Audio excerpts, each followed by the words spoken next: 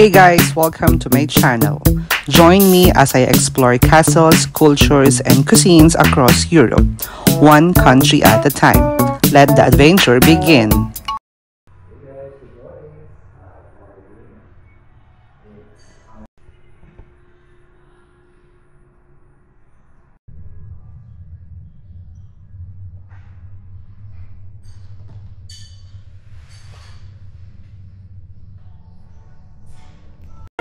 Hey guys, this is our second day now here in Switzerland. So, may breakfast tayo dito, nakasama na dito sa package ng hotel. So, let's see kung ano ba yung mga Switzerland breakfast na ino-offer. Morning. Hello! Good morning! Plate, cutlery, glass, buffet, here more buffet. What you like to drink? Coffee, cappuccino, latte macchiato, Coffee. cafe latte. Which Coffee is here? Just black coffee. Black Long coffee. black, yeah. Cappuccino. Okay. Juice din. Ano ako magkakape ka?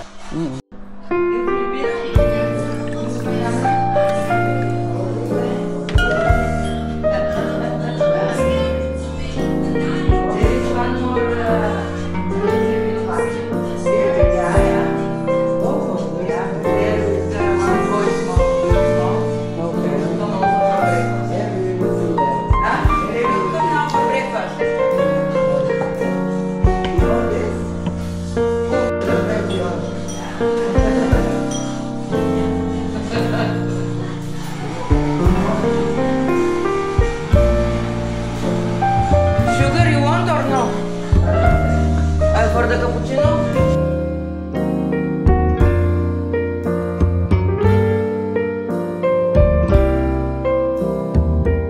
Yes. Wow! Perfecto.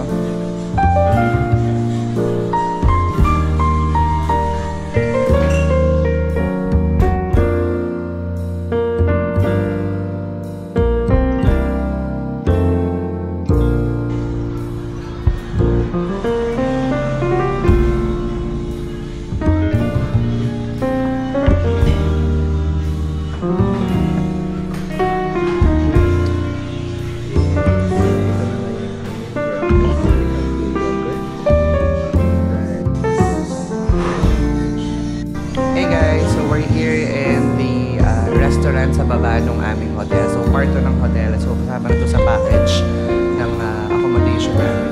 So, ang daming breakfast na pagpipilian dito. So, nakita nyo na kanina yung usual breakfast dito sa Switzerland. Tapos, ito, meron kami mga croissant and egg and all. So, basic lang. Again, walang kanin dito. Hindi ka Pilipino ka, masasanay ka na rin. So, meron kami mahiwagang bato ni Darna. Mamaya makikita nyo sa mga susunod na vlog. Maglalakbay ito. Grabe si ate dito, very accommodating siya. And super hospitable. Ang galing. Masaya siyang kasama. Hello! Hi! Good morning! May kasama naman pala siya eh.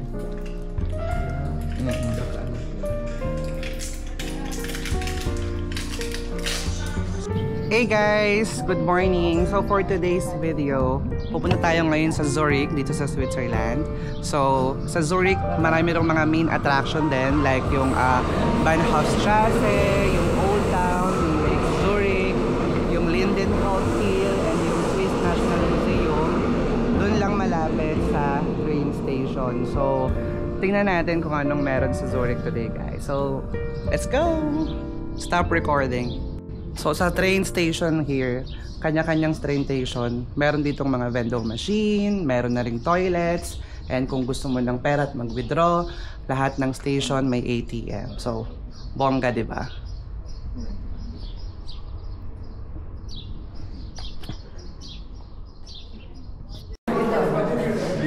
So, ito.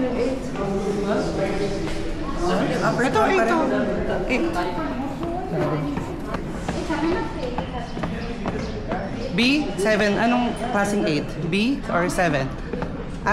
8B. RE9. RE9 yung ano, Katarin. Pero anong platform? PL, what? PI8? Ano yung PI8? Platform 8. Yeah. Ito na yun siguro. Bahala na. Kumain na tayo.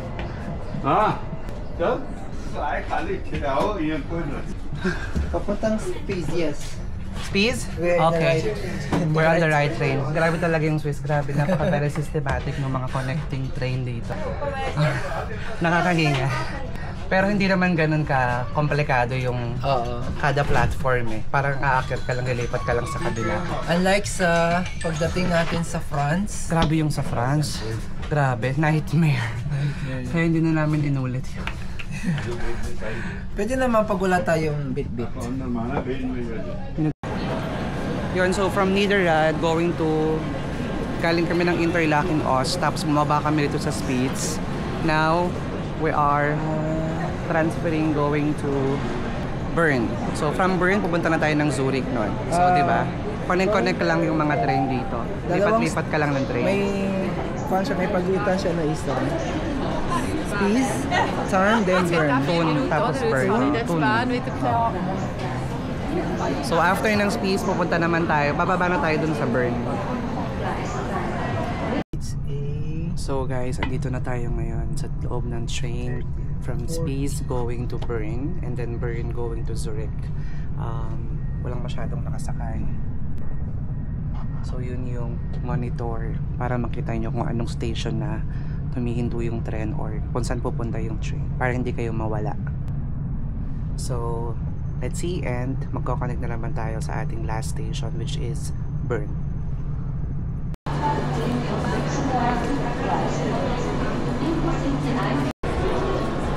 So nakarating na kami dito guys sa Bern. So this is the last station going to Zurich. Meron lang kaming 5 minutes para lumipat lang ng platform. Medyo malapit lang naman yon. So kering platform 8 kami. 5 to 13 up, I guess. Let's just take the stairs para takbo. Takbo tayo guys. Ito na ata yung tren.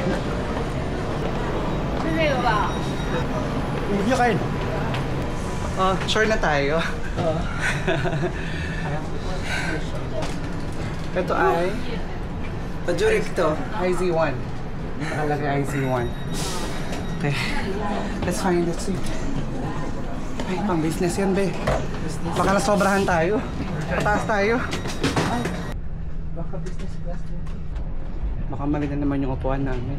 Anong ano yun, be? Yun guys, so finally, ito na yung last train natin going to Zurich. Medyo nagkamali kami ng mga sinakyan ng mga wagon. Though nasa isang train lang naman. So usually ang nasasakyan namin yung mga business class. Buti mabait yung mga nag-check actually. Otherwise na magbabayad kami. So pinalipat lang kami sa ibang wagon. Usually yung mga kasama sa Swiss Pass is nansundong kayo sa pinakadulong wagon. Ang isa sa mga pwede nyong i-check is yung kulay ng upuan. Usually pag blue, ito yung dito kayo pwedeng umupo and part 2 ng travel pass. Yung mga color red na upuan, yun yung iiwasan nyo kasi yun yung mga pang business class and second class. So guys, finally nakarating na tayo sa Zurich station. So ito pinaka main station. Ito na yung magkukuntik papuntang airport. So lalabas tayo dito sa Zurich station kasi ito yung isa sa pinakamalaking city sa Switzerland. Though hindi ito yung capital, pero ito yung pinakamalaki na city sa Switzerland. Ang capital ng Switzerland is Bern and later papunta tayo sa Bern. Ang social ng mga CR dito sa train station. Mas okay dito sa Switzerland kasi walang bayan.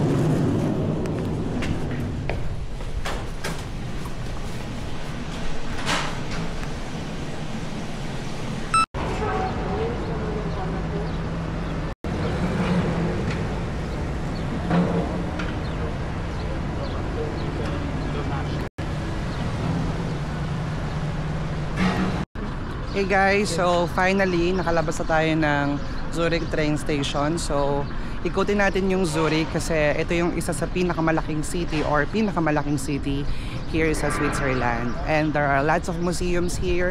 Also we're gonna go to the bridge kasi doon naliligo yung mga locals and doon yung mga activities nila. So let's just go walk around sa Zurich and enjoy guys. Uy, akala ko malamig sa Switzerland. Ang init pala dito. Pero ayon sa ano, mainit siya pero ang temperature is 21 degrees Celsius. Pero yung araw kasi tutok. Wala kasi kami sa Alps. Ang init. Kaloka.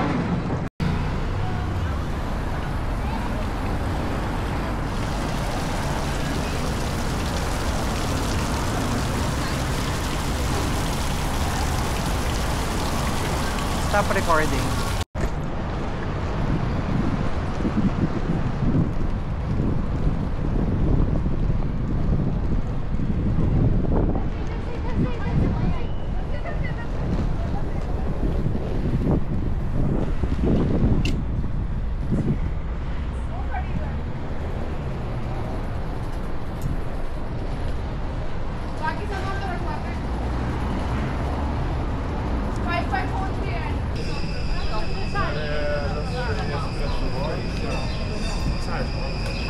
Stop recording.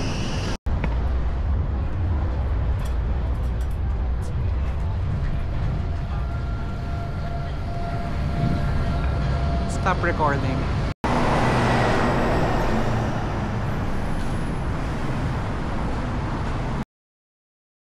Sa mga tip guys, kung magta-travel kayo sa Europe, magdala kayo ng spoon and fork. Dala kayo ng spoon and fork guys kasi dito hindi libre ang spoon and fork. Babayaran mo siya ng 0.10 francs or 0.10 euros. Kasi may mga available naman dito ng mga ready to eat. Pero separate yung bayad ng spoon and fork or yung utensils. Imagine, kung bibili ka ng spoon and fork, it cost you almost 8 francs. So magkano rin yun guys? So magbaon kayo ng sarili niyong kutsara pinidor. May paayuda na naman si Mayor. Hello. Thank you very much. Thank you. Nice pen. Thank you. What is this for? Huh? It's like for... It's a 360 camera. Ah, okay. Yeah. How's the name? Because I also work with cameras. Sure. Insta360.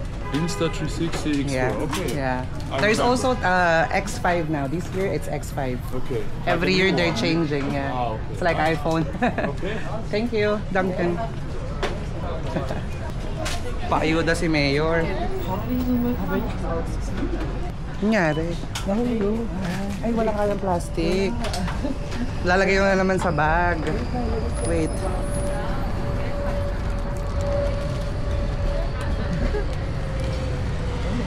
Diba? Amazing. Oh. Nakalibre na naman ang mga Pilipino. Yung co-op talaga. Kasi co-op to eh. Bongga. Doon kanina doon kahapon sa Basel, nakalibre tayo ng guava with dragon fruit. Ngayon, iba naman. Iba naman siya. Focus naman to. Focus company. Active water with vitamin C, B6, and vitamin C and magnesium. In fairness. Okay. Unahin mo yung ulo. Kaya? May itlog si Kabayan. Ay, may itlog pa si Kabayan. Ay, basag na mga iba. Naku, wag nyo kami talagang in Switzerland. Basag na yung mga iba. Pilipino pa. Ano niya naman ang mga... The Filipino way. Ito mag-travel ang Pinoy. Oh. Sabi ko naman sa inyo eh, picnic kami dito eh. Huwag kami hinahamon Europa. Mahal? Ano naman sabi mahal dito? Sabi dami yung libre dito eh. Okay. Let's go guys.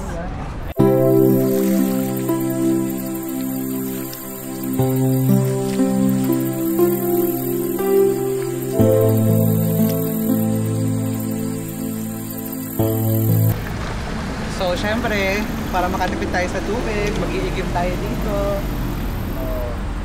Alam nyo ba na dito, over 1,200 ang mga water fountains. Kaya dito sa Zurich, pwede nyong inumin yung mga water fountains na mga safe and it's clean.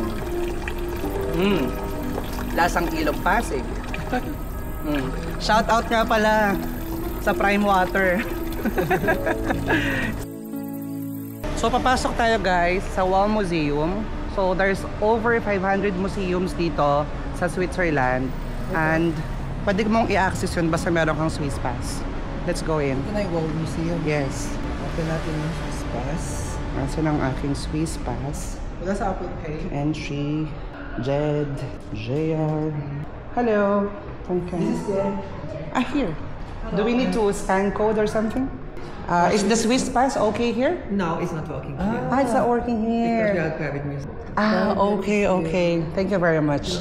Thank you, Duncan. Oh, hindi pala siya kasali. Yeah. Nag-assume tayo. It's a private. Private museum daw pala sila. Pero makikita natin yun dun sa Swiss app, be. Tingnan mo nga, sa Swiss app mo, tapos click mo museum. Or, actually makikita natin yung mga, may mga icons ba yan pag nasa Zurich ka? Let me see. Okay, tignan natin ang ating digital nomad. Ayan o, yan yung mga meron. Ano bang meron dito? Mga quantity transportation eh. Transportation. Okay. Baka pag sumakay kaya tayo ng bus, mag-city tour tayo. May mga bus ba? Ito. Or trams, oh. Pwede tayong mag-trams. Hindi natin ma-enjoy yung Yung ano. Okay. Lakad-lakad. Okay.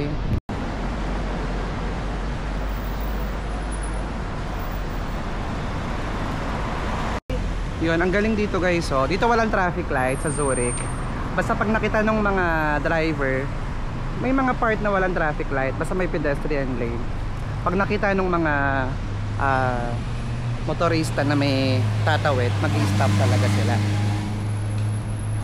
So, akyat tayo rito guys. Meron parang small view deck dito. Parang makikita mo yung river.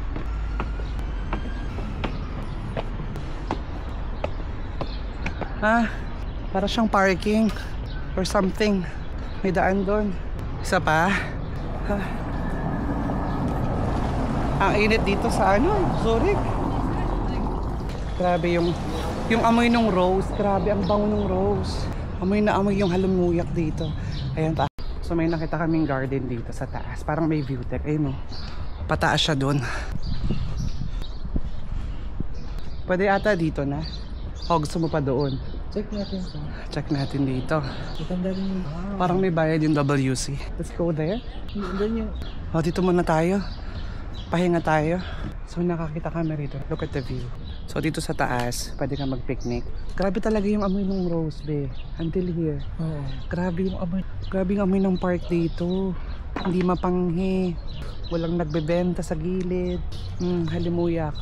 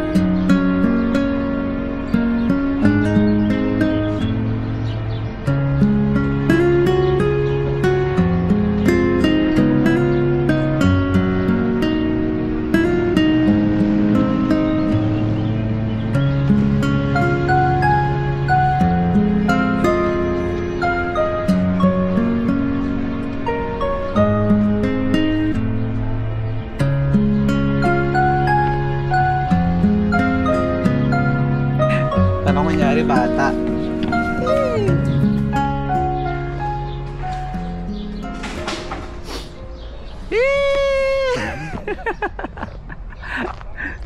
So guys, nandito tayo ngayon sa viewpoint ng Zurich. Malapit lang to sa metro station. Let's see kung anong meron dito.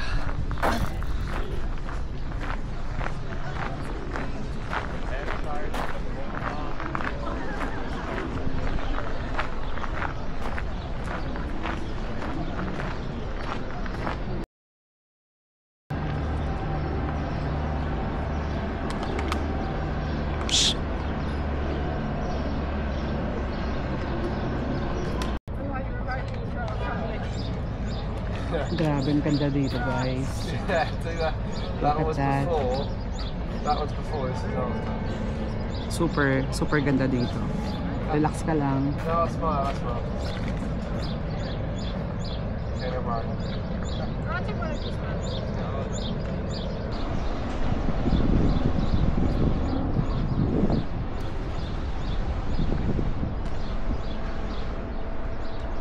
Stop recording. So guys, yung nakikita nyo doon na parang chapel or church, actually it's a library. So yan yung Central Bibliothek ng Zurich.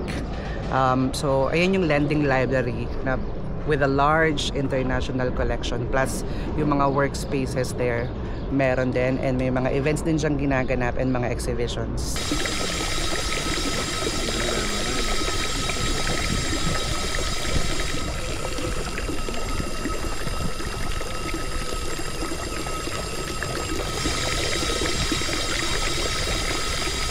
May mga tag sila, may tag na green, red, at so guys, kung papansin nyo, yung mga pigeons dito or yung kalapate nila, may mga kulay silang tag na nakadikit sa mga paa nila. So may green, may red, may white. I don't know kung anong meaning nun, pero magre-research tayo at popost ko dito kung ano yung ibig sabihin nun. So dito sa park guys, actually pwede kang maglaro ng life-size na chess, like yung ginagawa nila.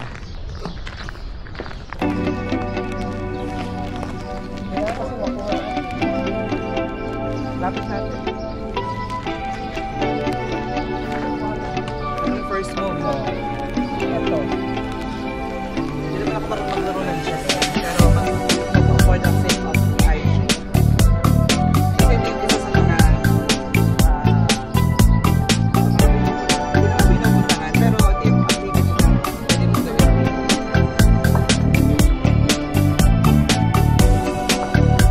Ano na yung quest? Hindi mo makinig sa rin.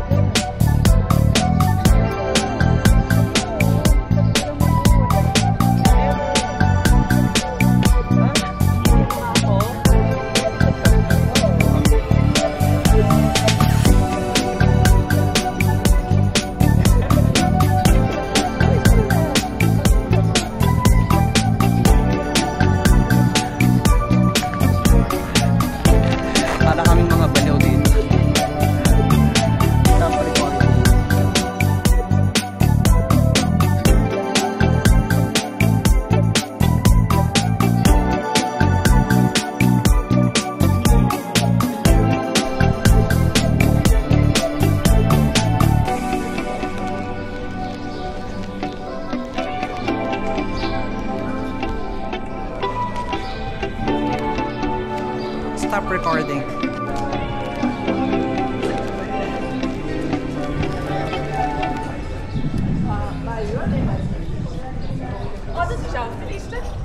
May kasama ako. Aking travel buddy. Lalakad kami. Yo, what's up? Salamat sa photographer namin, kasi videographer namin. Yo, thank you. Shoutout sa iyo. Gram team natin. Oo, grabe siyang maatras sila. Pinakain ko muna sila. Lampas lupa. Lampas lupa talaga yung mga yan.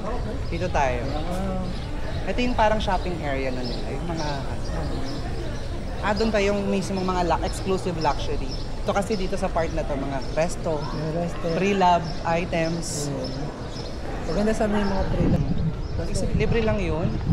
Kasi ito lang sa second na grocery. How about some work?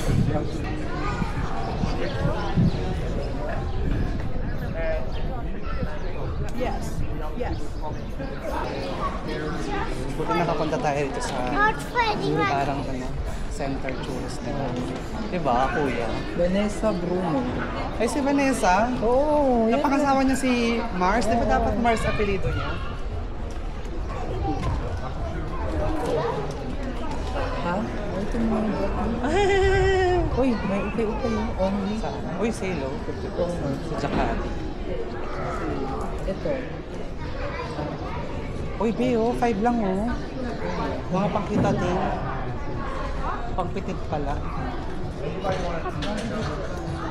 Where the fun begins.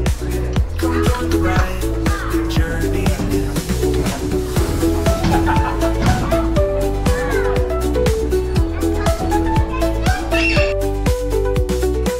J Ventures TV, where the fun begins. Come join the ride and the journey is. Thank you guys, let's go and see. Stop recording. Just you. Yun guys, so this is it for Zurich. Sakay na kami ng trams. Perfecto. Na tayo? Sorry.